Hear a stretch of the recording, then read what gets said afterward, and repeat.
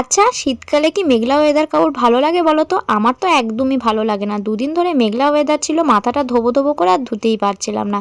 আর যাদের বড় চুল তাদের তো খুব অসুবিধা হয়, তাই আজকে ঝটপট করে বাড়ির কাজ কমপ্লিট করে মাথাটা ধুয়ে নিলাম। আর ছাদে এসে দেখি গাছের অবস্থাগুলো খুবই খারাপ, তাই ভাবলাম ওদেরকেও যত্ন করি। আসলে গাছ লাগানোর পিছনে কিন্তু অনেক খাটনি থাকে, আর যারা গাছ লাগায় তারাই কিন্তু একমাত্র জানে। আর এদিকে দেখো মানি প্ল্যান্ট গাছগুলো কিন্তু অনেক দিন ধরে আমি কালেক্ট করে রেখেছি, কিন্তু এগুলোকে একটা সুন্দর জায়গায় যে আমি বসাবো সেটা কিন্তু সময়ের অভাবে হচ্ছে না। তো কি আর করব বলো। আর এই যে দেখো, এই সেই গাছটা যে গাছে কিন্তু প্রত্যেক দিন দুটো তিনটে করে ফুল দেয়। আর সিঙ্গোনিয়াম গাছটা নিশ্চয়ই তোমরা চেনো, এগুলো সব আমার কিন্তু কালেক্ট করা গাছ, একটাও কিন্তু আমি কিনে লাগাইনি। তো আমার এই গাছের সাথে কিন্তু সময় দিতে কিন্তু খুব ভালো লাগে, আর যখন নিজের হাতে গাছে যখন ফুল ফোটে তখন তো আরও বেশি ভালো লাগে। তো যাই হোক, গাছগুলোকে পরিষ্কার করে ছাদটাকে সুন্দর করে ঝাড় দিয়ে নিলাম। চলো এখন আমি চুলটাকে একটুখানি গিয়ে করি। আর ভিজা চুলে কিন্তু থাকতে নেই, তবুও কি আর করব বলো।